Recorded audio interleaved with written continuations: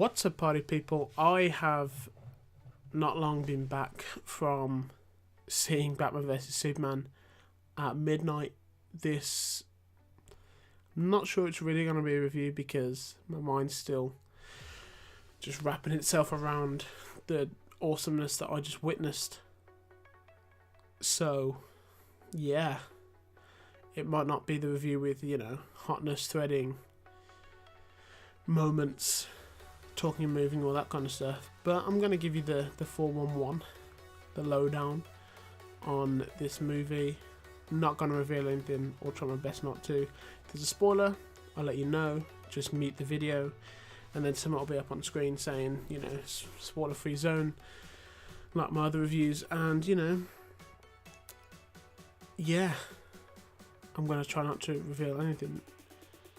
Firstly, the film is amazing. I supported this guy right here because you just kind of got to the everyman-ish. If everyman had like billions and billions of dollars, seeing the fight was kind of. I should probably say a lot of the film is kind of set up for the fight. The fight's amazing, but a lot of the film it's kind of a Batman movie. Like they share the space and the screen time, but I feel like Batman gets a little bit more. You have his origin told again, and Superman's is elaborated on, but you don't see it because obviously Man of Steel is there for that. But you've kind of got to set up this new Batman, which they did really effectively, and it worked brilliantly. Ben Affleck is fantastic as a grizzled old Batman who's been doing it for just a real long time, 20 odd years, as opposed to Christian Bale who was starting out and we had him for 7 years. It's weird that it's been 4 years since we last saw Batman on screen, unless you watch like the animated ones or like Lego Movie and things like that. But yeah, my dad, who's just such a big Batman fan and got me into superheroes and all this kind of stuff, he said that he had his reservations about Ben Affleck, but this is a big fan of Batman. Like, favourite superhero for my dad is Batman. And he said that he really enjoyed the older Batman, and that Ben Affleck did a really good job. So, it's coming from him. It's going to be a good performance. The film is a much darker tone, perhaps, than I was expecting. I know Zack Snyder kind of does that with a lot of his movies, especially Man of Steel was quite dark, but it still had that Metropolis is light. You see Gotham and Metropolis, don't realize how close they are. I don't think it's that close in the comics, but it's kind of like there's a bay between them. That's it in this film. But good 3 acts to the film. Henry Cavill, fantastic again as Superman and Clark Kent. Spoiler if you didn't know that. Lois Lane plays a big part. You see characters returning from Superman because obviously half the film is about him. It's not split like that. They share screen time. They share the movie. Like it goes between. It's not like one half Batman, one half Superman. Then they fight. That kind of stuff. It's they share the screen time consistently throughout, and it goes between the two. Then you have Wonder Woman introduced, not as Wonder Woman, just as this woman, who just looks next level, by the way. Like, geez, she was just next level kind of beautiful, and just everything in the film makes me really excited for a Wonder Woman movie. Like, the move she pulled off and just the acting was great. So, Gal Gadot, nice one. And it is Gadot, I'm pretty sure. She's not French, she's Iranian. So it's not Godot, it's actually Gadot. Fun fact if you didn't know that. I'm pretty sure it's that anyway. Maybe don't quote me. Anyway, Jesse Eisenberg, Lex Luthor, really played that part. Not really a spoiler. No, it's not a spoiler. You see it in the trailers. If you haven't seen the trailer, this is a spoiler, so watch out, pause the video. Well, mute the video, don't pause it, no point in that. Mute the video. Lex Luthor from Jesse Eisenberg is, he's unstable. You kind of see, not a breakdown, but a little bit of a breakdown, to be honest, because of just the way that he is, and it elaborates on his backstory, shows his like full name, which is Alexander, if you didn't know that, and how he wants power and he feels powerless, and that's a big thing in the comics for him, wanted to be almost an equal to Superman, or more powerful than him, because he's obviously just a mere human. So you see that come across in that kind of unstable, like, shit, you know, this guy is just kind of crazy, but ridiculously intelligent at the same time. So yeah, spoilers done. About Lex, plays it really well, set up to be this kind of, I think it's like 30 by 30 kind of millionaire, like 30 million or whatever before age 30, that kind of thing. Obviously it's inherited, but it's supposed to be that kind of millionaire, kind of young entrepreneur who's done amazingly well. It's that kind of how he's portrayed, rather than this older guy. So it works really well, and it's kind of put some life into Lex Luthor again, which is really great. He has hair, there's that, so that's cool.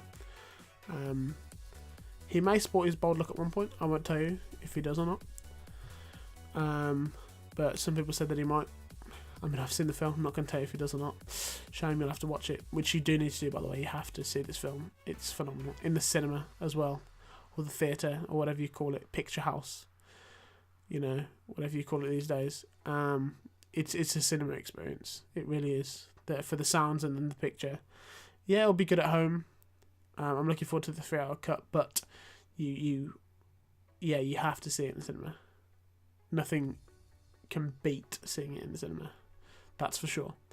Jeremy Irons you had as well as Alfred. My mum couldn't decide whether she liked him or not. I think he was really good.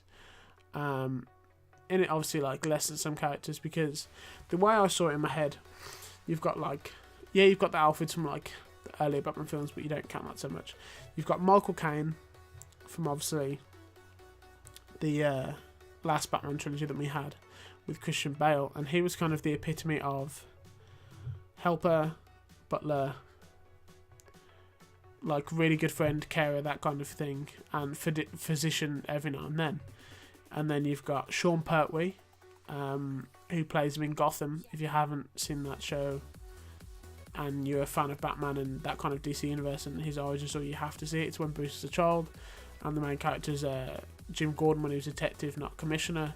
It's a great show. But Sean Pertwee in that, it's taken from the Batman Earth 1 kind of comic storyline where he teaches Bruce how to fight, and he's ex-SAS and he's got all these mad skills and moves, that kind of thing. And that kind of attitude, but still the butler at heart, and someone who cares deeply for Bruce. And then you've got, I was saying, Jeremy Irons. He kind of is a little bit of a combination of the two. He's a friend, not cynical, but, you know, doesn't necessarily want Bruce to be injured and wants him to have a normal life, a bit like Michael Caine did. But then you've also got that physician and almost partner kind of side to him, where he helps out a lot more and he's more involved in operations and data and working on the Bat computer back in the cave. The cave, by the way, looks phenomenal. The mobile, phenomenal. The Batwing makes an appearance, or the jet, whatever you want to call it. It's had a few names over the years. Just so fantastic. It really is. The design is great. Ben Affleck looks great in the suit, unshaven, kind of cool. I'm not talking beard, I'm talking like 5 o'clock shadow. The suit looks fantastic. He's ripped to shit. I would not mess with him. He is massive, but kind of like wide massive. And then even Henry Cavill has bulked up for this film. Like, me and my dad watched Man of Steel like last week sometime, and there's a big difference between body size in, like, he was big in Man of Steel, but this is even like, you think he's gonna pop out of that suit that's, you know, perfectly tailored for him. Like, it's crazy. Yeah, you have some returning characters from the past films, namely Man of Steel. I said film, like people from the army and things like that.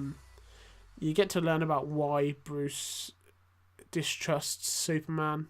So you get to see kind of Metropolis under attack from a different angle. I would say watch Man of Steel before this. It really improves the experience. I'm not saying right before, but just make sure you've seen Man of Steel beforehand, because I think it will improve the experience for you and just tie them together. Because obviously you see Metropolis under attack from a different angle and from Bruce's point of view, which is a real bonus and something me and my dad really enjoyed. And because we had a little whisper in the cinema, as you do. Brother and Mum loved it as well when there's a family at midnight. Surprised everyone stayed up, to be honest. Yeah, Amy Adams plays a great Lois Lane, investigative reporter. Played super well. She's obviously with Clark now, so that kind of romance is there. And, it's a good relationship, and it draws on a lot of things from the comics, like, can he be Superman and care for her? Because every time there's a crisis, they potentially need to stop. If she's in trouble, he's going to want to help her. So, like, that kind of struggle is shown really well. It brings together a lot of graphic novels. If you haven't seen the second trailer, I guess this will be a spoiler, so mute the video. It draws from, I'd say, The Dark Knight Returns a lot, which is Frank Miller, I believe, who wrote that. Like, correct me if I'm wrong, like, do that. I'm not the authority on that kind of stuff. I just like my graphic novels. And about the fight and the armoured suit and the older Batman and more brutal and that kind of thing. So that side of things is heavily influenced by the Dark Knight Returns comic. Watch the animated features, part 1 and 2. Look great on Blu-ray, by the way, if you feel like it. Just something to do. They're just really fantastic films. So that's heavily influenced. The suit as well, a little bit. I think it's inspired by Batman Noel, which I haven't read personally, but I know it's got like the shorter ears, and it's a bit the emblem's a bit different, and so is just the suit in general. The fight obviously influenced a lot by The Dark Knight Returns as well. I'll just reinforce this again. Spoiler if you haven't seen the second trailer. It draws from Superman Doomsday, or The Death of Superman. Call it what you will. The DVD is called Superman Doomsday, I'm pretty sure. The comic is The Death of Superman, because Doomsday is introduced in this, created by Lex, so a bit different to in the graphic novels. Still Kryptonian kind of deformity, that kind of thing. So yeah, you have Doomsday appear in this film as a villain to Batman, Superman, and Wonder Woman. So there's that. It draws from those, and it puts them together really, really well. The pacing was good. This is still a spoiler zone.